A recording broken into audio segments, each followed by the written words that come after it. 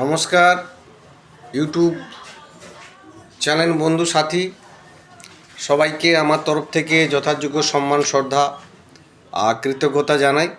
দীর্ঘদিন পর একটা ভিডিও করতে চলে এলাম।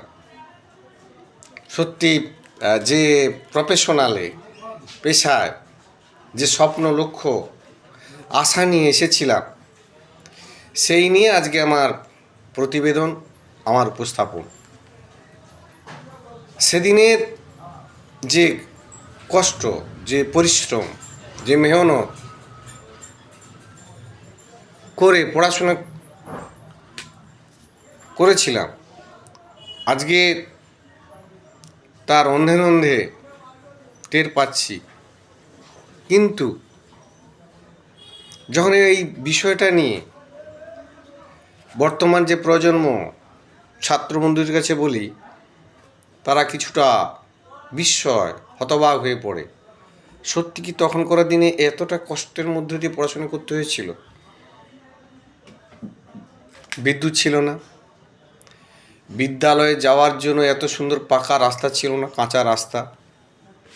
রাস্তার ধারে দুসারি বাবলা গাছ, ঝড় বৃষ্টি হয়ে গেলে তার কাঁটা পায়ে ফুটতো। সেই কাদা চটকে বিদ্যালয়ে যেতাম। টালির ছাউনি, কাঁচা মাটির দেওয়াল, বসে এত সুন্দর পড়ার ব্যবস্থা ছিল না। হাতের কাজে আমাদের চাটাই করে নিয়ে যেতে বলা হতো, আমরা চাটাই বানিয়ে নিয়ে যেতাম, সেই চাটায় বসে পড়তে হতো। এত সুন্দর যে আলো, বিশেষত যখন বর্ষা বা বৃষ্টি আসে একটু অন্ধকার হয়ে যায়, এত সুন্দর বিদ্যুৎ সেদিন ছিল না। অন্ধকারেও আমাদেরকে সময় কাটাতে হয়েছে, পড়তে হয়েছে। অর্থাৎ বিদ্যুৎ ছিল না, বিদ্যুৎ এসছে, কারেন্ট। গরমকালে প্রচুর গরম, সেই গরম উপেক্ষা করে আমাদেরকে পড়াশোনা করতে হতো। বিদ্যালয়ে জানালা দরজায় কী ব্যাপারটা জানতাম না, তার মধ্যে দিয়ে কিন্তু অনেকটা স্কুল সেফটি ছিল। অর্থাৎ তখন একটা শিক্ষা, সহিষ্ণু, উদারতার মনোভাব, সেই পারিপার্শ্বিক পরিবেশ, সেখানে মানুষ সজাগ, সতর্ক দৃষ্টিতে সেই বিদ্যা মন্দিরকে তারা আগলে রেখে তারাই দেখভাল করত। কিন্তু আজকের দিনে শিক্ষা ব্যবস্থা যে আমূল পরিবর্তন, আমূল যে ব্যবস্থাপনা, কিন্তু বাস্তবিক শিক্ষার জগৎ আজ অন্ধকার।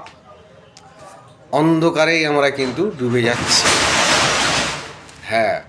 বর্তমান সময়কালে অত্যন্ত প্রযুক্তি হাতের মুঠোয় আসছে, আমরা কিন্তু সেটা ব্যবহার করছি, উপায় তো নেই। 100 জনের কাজ একটা কম্পিউটারে অপারেট করে সে সবটাই কন্ট্রোল করছে, সব জায়গায় সেন্সার লাগানো আছে। এখন বিজ্ঞান মনস্কতার যুগে বিজ্ঞান হ্যাভি জিনিস আসবে, আমরা ব্যবহার করব। কিন্তু ব্যবহার করতে গিয়ে আমরা আবার সেই অন্ধকার জগতে ফিরে যাব, সেই অন্ধকারটা আমাদের কাছে ঘনিয়ে আসবে। এটা কিন্তু বিজ্ঞান বলে না। অর্থাৎ আমি বলতে চাইছি, আমরা তো পৃথিবীর শ্রেষ্ঠ জীব, শুভ বুদ্ধি সম্পন্ন, সচেতন, জ্ঞানী, গুণী, সব সেরার সেরা যে ভাষাগুলো একমাত্র প্রয়োগ করা হয় মনুষ্য সমাজের মানুষের ক্ষেত্রে। কিন্তু সে মানুষ আজ কোথা? ওই শরৎচন্দ্রের একটা ভাষা দিয়েই কিছুটা সময় বলে আমি শেষ করব। মানুষের মৃত্যু দেখলে আমি দুঃখ পাই না, মানুষের মনুষ্যত্বের যখন মৃত্যু ঘটে আমি কষ্ট পাই। পৃথিবীর এটা চিরন্তন সত্য, মানুষ জন্ম হয়েছে, তার মৃত্যু হবে। অর্থাৎ জন্ম মৃত্যুর যে মাঝে যে সময়কালটা, তার কিন্তু পৃথিবীতে অনেক কিছু প্রপাকাণ্ড করে যাওয়ার স্মৃতি সে রেখে যেতে পারে।